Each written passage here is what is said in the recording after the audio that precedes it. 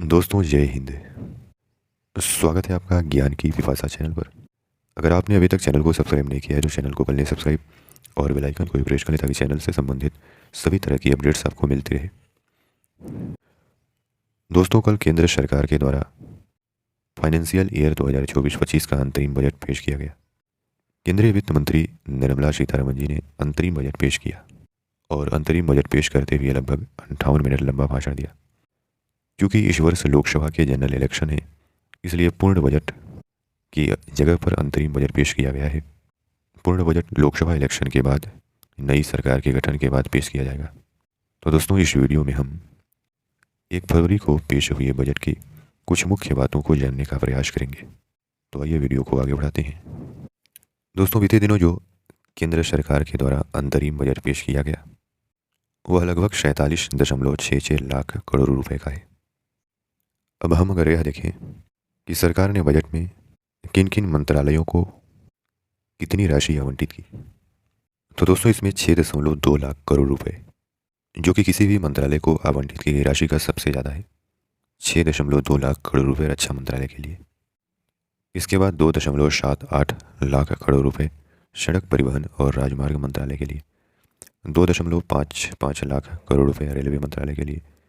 2.13 उपभोक्ता मामले खाद्य और सार्वजनिक वितरण मंत्रालय के लिए।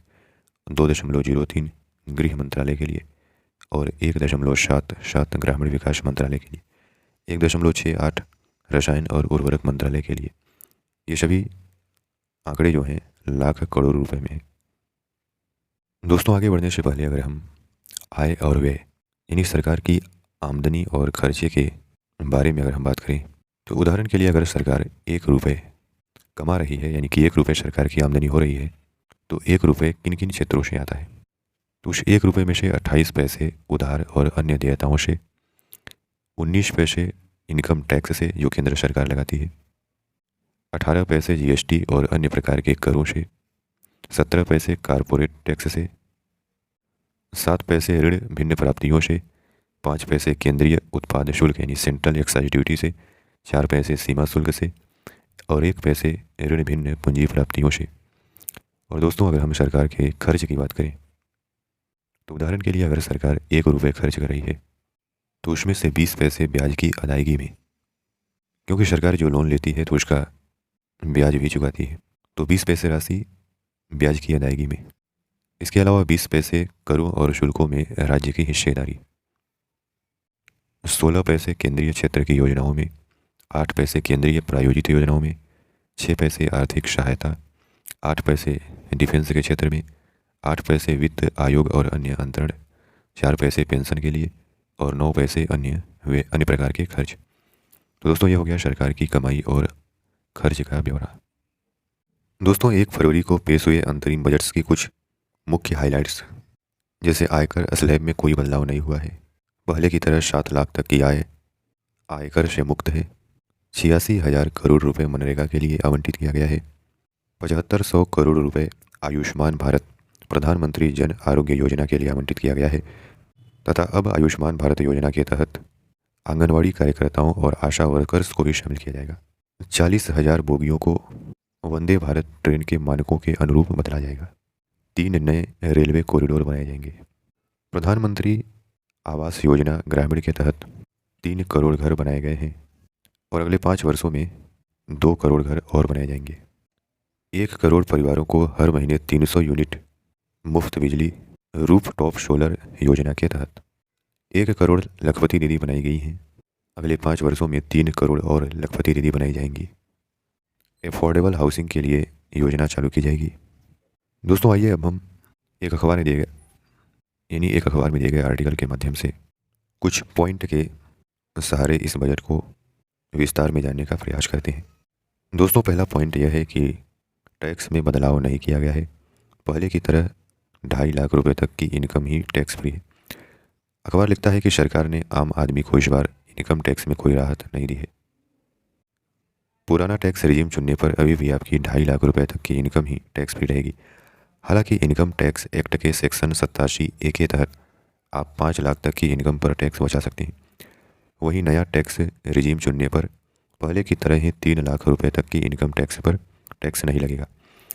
इनमें भी इनकम टैक्स एक्ट के सेक्शन 87A के तहत सैलरीड पर्सन 7.5 लाख रुपए तक की आयकर यानी 7.5 लाख रुपए तक की आय पर और अन्य लोग 7 लाख तक की इनकम पर टैक्स छूट पा सकते हैं।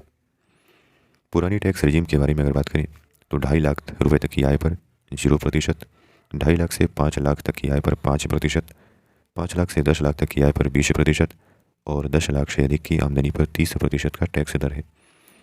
और वहीं अगर नई टैक्स रिजीम की बात करें तो 3 लाख तक की आय पर 0%, 3 से 6 लाख तक की सालाना आय पर 5%, 6 से 9 लाख तक की सालाना आय पर 10%, 9 से 12 लाख तक की सालाना आय पर 15%, 12 से 15 लाख तक की सालाना आय पर 20%, 15 लाख से अधिक की आमदनी पर 30% का टैक्स व्यवस्था है। दूसरा पॉइंट में अखबार लिखता है कि पेंडिंग डायरेक्ट टैक्स के मामलों में टैक्स माफ 1 करोड़ करदाताओं को फायदा होगा। 1962 से वित्त वर्ष 2009-10 तक की पेंडिंग डायरेक्ट टैक्स के मामलों में टैक्स माफ कर दिया जाएगा। हालांकि यह तभी होगा जब आप पर 25,000 रुपये तक का टैक्स बना रहा हो। इसी तरह 2010-11 से 2014-15 के बीच पेंडिंग मामलों में इनकम टैक्स से जुड़े 10,000 रुपये तक के मामलों को वापस लेने का फैसला किया गया है। इससे 1 करोड़ करदाताओं को फायदा मिलेगा। तीसरा पॉइंट यह है कि रूफ टॉप सोलर से 300 यूनिट तक फ्री बिजली मिलेगी, 1 करोड़ परिवारों को फायदा। रूफ टॉप सोलर के जरिए 1 करोड़ परिवारों को हर महीने 300 यूनिट तक फ्री बिजली मिलेगी। सरकार ने साल 2014 से नेशनल रूफ टॉप स्कीम चला रही है। वहीं प्रधानमंत्री ने हाल ही में प्रधानमंत्री सूर्योदय योजना का ऐलान किया था। इसमें 1 करोड़ घरों में उनकी छतों पर रूफ टॉप सोलर लगेंगे। चौथा पॉइंट यह है कि 40,000 बोगियों को वंदे भारत स्टैंडर्ड में बदला जाएगा। 3 नए कॉरिडोर की घोषणा की गई है। अखबार लिखता है कि यात्रियों की सुरक्षा और सुविधा में सुधार के लिए 40,000 बोगियों को वंदे भारत मानक में बदलने की भी घोषणा की गई है। इसके अलावा रेलवे के लिए 3 नए कॉरिडोर की भी घोषणा हुई है। एनर्जी और सीमेंट कॉरिडोर, सीमेंट और कोयला ढोने के लिए अलग से बनेगा। पोर्ट कनेक्टिविटी कॉरिडोर दूसरा कॉरिडोर है। यह कॉरिडोर देश के प्रमुख बंदरगाहों को जोड़ेगा। तीसरा कॉरिडोर है हाई ट्रैफिक डेंसिटी कॉरिडोर, जिन मार्गों पर ट्रेनों की संख्या ज़्यादा होगी वहाँ पर बनेगी। मल्टी मॉडल कनेक्टिविटी को सक्षम करने के लिए पीएम गति शक्ति योजना के तहत इन कॉरिडोर्स की पहचान की गई है। इन कॉरिडोर्स से कॉस्ट कम करने में मदद मिलेगी। अगला पॉइंट यह है कि उड़ान स्कीम के तहत नए एयरपोर्ट बनेंगे। मौजूदा एयरपोर्ट का भी विस्तार होगा। वित्त मंत्री ने बताया कि उड़ान यानी उड़े देश का आम नागरिक स्कीम के तहत नए एयरपोर्ट बनाए जाएंगे और पहले से मौजूद एयरपोर्ट का विस्तार किया जाएगा। 2016 में इस स्कीम को शुरू किया गया था। इसका मकसद इंफ्रास्ट्रक्चर और एयर कनेक्टिविटी के विकास पर ध्यान केंद्रित करके उड़ान सेवाओं को आम नागरिकों तक पहुंचाना था। नेक्स्ट पॉइंट यह है कि मध्यम वर्ग के लिए आवास योजना, ग्रामीण आवास का भी दायरा बढ़ाया। प्रधानमंत्री आवास योजना ग्रामीण के तहत लगभग 3 करोड़ घर बनाने का काम पूरा किया है। वहीं अगले 5 साल में और 2 करोड़ घर बनाए जाएंगे। इसके साथ ही वित्त मंत्री ने कहा कि सरकार योग्य मध्यम वर्ग के लिए अपना घर खरीदने और बनाने के लिए एक आवास योजना शुरू करेगी। नेक्स्ट पॉइंट, आयुष्मान भारत का दायरा बढ़ाया गया है। अब कवर होंगी आशा और आंगनवाड़ी कार्यकर्ताएं भी। आयुष्मान भारत योजना के तहत अब सभी आंगनवाड़ी कार्यकर्ता और आशा कार्यकर्ताओं को इसके दायरे में लाया जाएगा। इस योजना की शुरुआत 2018 में हुई थी। यह योजना देश के कम आय वर्ग वाले नागरिकों को स्वास्थ्य सुरक्षा देती है। इस योजना में अभी 5 लाख रुपए तक का इलाज फ्री में मिलता है सालाना।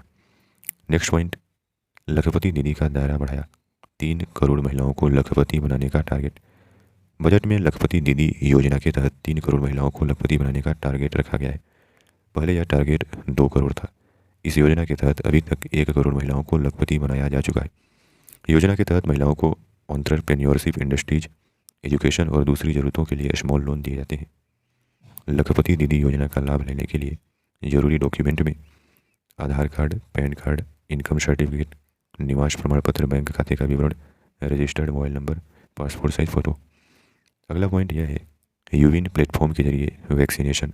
9 से 14 वर्ष की बालिकाओं को फ्री टीका। यूविन प्लेटफॉर्म के जरिए टीकाकरण को बढ़ावा दिया जाएगा। इसमें सर्वाइकल कैंसर रोकने के लिए 9 से 14 साल की बालिकाओं को फ्री टीका लगेगा।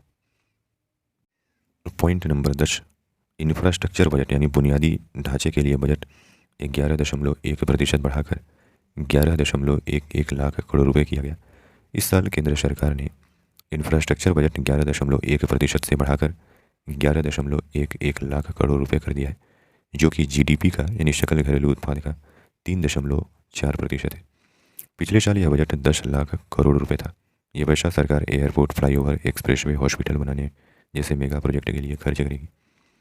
पॉइंट नंबर 11, डिफेंस बजट के लिए मिले सबसे ज़्यादा 6.2 लाख करोड़, पिछले साल से 3.4% ज़्यादा।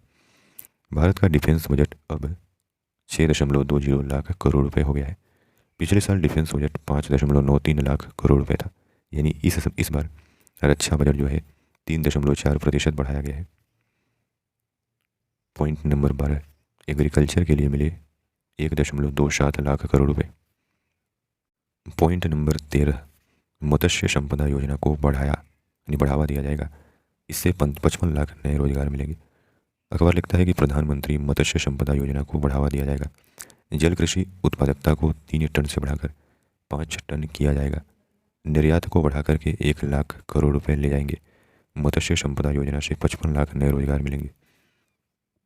Point number 14, tech savvy youth के लिए 1 लाख करोड़ रुपए का कोष, 50 साल तक ब्याज नहीं लगेगा। वित्त मंत्री निर्मला सीतारमण जी ने टेक्सटाइल रिसर्च की लॉन्ग टर्म फाइनेंसिंग के लिए 1 लाख करोड़ रुपए की कोष की घोषणा की। यह लोन 50 साल के लिए होगा। इस पर कोई ब्याज भी नहीं लगेगा। इसका फायदा प्राइवेट सेक्टर को अपनी रिसर्च और इनोवेशन को बढ़ाने में मिलेगा। फाइनेंस मिनिस्टर ने कहा कि इस फंड का मकसद भारत के टेक सेवी यूथ को ध्यान में रखना है। पॉइंट नंबर 15, बजट का क्लाइमेट चेंज पर भी फोकस, 6,585 चार्जिंग स्टेशन बनाए जाएंगे। यानी इलेक्ट्रिक व्हीकल को बढ़ावा देते हुए यह बड़ा ऐलान किया गया है। 2070 तक भारत का जो जीरो कार्बन एमिशन का लक्ष्य है उसको अचीव करने के लिए सरकार ने अमोनिया मेथेनॉल गैस का आयात कम करने की ठानी है। इसके लिए देश में ही 2030 तक कोयले को गैस में बदलकर फ्यूल बनाने की फैसिलिटी सेटअप की जाएगी। इलेक्ट्रिक व्हीकल्स की तादाद भी बढ़ाई जाएगी। इलेक्ट्रिक व्हीकल्स की चार्जिंग के लिए लगभग 6,000 चार्जिंग स्टेशन बनाए जाएंगे। पॉइंट नंबर 16, नए मेडिकल कॉलेज बनेंगे। इसके लिए एक कमेटी का गठन होगा। वित्त मंत्री ने कहा कि हमारी सरकार विभिन्न विभागों के तहत मौजूदा अस्पताल के इंफ्रास्ट्रक्चर का उपयोग करके अधिक मेडिकल कॉलेज स्थापित करने की योजना बना रही है। इसके लिए एक कमेटी का गठन भी किया जाएगा। पॉइंट नंबर 17, ब्लू इकोनॉमी 2.0 के तहत नई योजना शुरू होगी। टूरिस्ट स्कूबा डाइविंग कर सकेंगे। ब्लू इकोनॉमी का मतलब समुद्र आधारित अर्थव्यवस्था या समुद्री संसाधनों का रिसर्च कर विकास करना। तटीय राज्यों के पास ब्लू इकोनॉमी के जरिए केंद्र सरकार विकास पर फोकस करती है। यह भारत का पहला ऐसा समुद्री मिशन है जिसमें टूरिस्ट को समुद्र की गहराइयों में स्कूबा डाइविंग कराई जाएगी। ब्लू इकोनॉमी का देश की जीडीपी में करीब 4% योगदान है। पॉइंट नंबर 18, टूरिज्म के लिए राज्यों को प्रोत्साहित किया जाएगा। इंटरेस्ट फ्री लोन दिया जाएगा और लक्षद्वीप, जो कि भारत का एक द्वीपीय केंद्र शासित प्रदेश है, उसके पर्यटन क्षेत्र को बढ़ावा दिया जाएगा। राज्यों को प्रतिष्ठित पर्यटन केंद्रों का डेवलपमेंट करने, ग्लोबल लेवल पर उनकी ब्रांडिंग करने के लिए प्रोत्साहित किया जाएगा। सुविधाओं और सेवाओं की क्वालिटी के आधार पर केंद्रों की रेटिंग के लिए एक फ्रेमवर्क बनाया जाएगा। इसके लिए राज्यों को बिना ब्याज के लोन मिलेंगे। पॉइंट संख्या 19, 2025-26 तक राजकोषीय घाटा 4.5% करने का टारगेट है। अभी यह जीडीपी का 5.1% है। फाइनेंशियल ईयर 2024-25 में राजकोषीय घाटा 5.1% रहने का अनुमान है, जो 2023-24 से 0.7% कम है। वित्त मंत्री निर्मला सीतारमण ने अपने बजट भाषण में कहा कि फाइनेंशियल ईयर 2025-26 तक फिस्कल डिफिसिट यानी राजकोषीय घाटा जीडीपी का 4.5% तक रह जाएगा। पॉइंट नंबर 20, राज्यों में सुधारों की जरूरत, इसके लिए 75,000 करोड़ रुपए इंटरेस्ट फ्री देंगे। वित्त मंत्री ने कहा कि विकसित भारत के विजन को साकार करने के लिए राज्यों में कई विकास और विकास सक्षम सुधारों की आवश्यकता है। इसके लिए राज्य सरकारों को 50 साल के लिए 75,000 करोड़ रुपए इंटरेस्ट फ्री देंगे। Point number 21, skill India mission के तहत 1.4 करोड़ युवाओं को ट्रेनिंग दी गई है। 390 यूनिवर्सिटी बनाई गई है। वित्त मंत्री ने बताया कि स्किल इंडिया मिशन के तहत 1.4 करोड़ युवाओं को ट्रेंड और 54 लाख लोगों को री-स्किल किया गया है।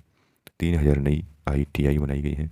उच्च शिक्षा के लिए 7 IIT, 16 ट्रिपल IIT और 7 IIM, 15 एम्स और 390 यूनिवर्सिटी स्थापित की गई। पॉइंट नंबर 22, सरकार ने 25 करोड़ लोगों को गरीबी से बाहर निकाला। वित्त मंत्री ने बताया कि पिछले एक दशक में सरकार ने लगभग 25 करोड़ लोगों को गरीबी से बाहर निकाला। गरीब कल्याण योजनाओं में 34 लाख करोड़ रुपए उनके खातों में भेजे। पीएम किसान योजना से 11.8 करोड़ लोगों को आर्थिक मदद मिली। वित्त मंत्री ने बताया कि हर घर जल योजना से पानी पहुंचाया जा रहा है। 78 लाख स्ट्रीट वेंडर को मदद मिली है। 4 करोड़ किसानों को पीएम फसल बीमा योजना का लाभ दिया गया है। तो दोस्तों, यह था 1 फरवरी को पेश किए गए अंतरिम बजट का मुख्य बातें। इस वीडियो में हमने अंतरिम बजट के बारे में जानने का प्रयास किया। आशा करते हैं कि आपको यह वीडियो पसंद आया होगा। धन्यवाद।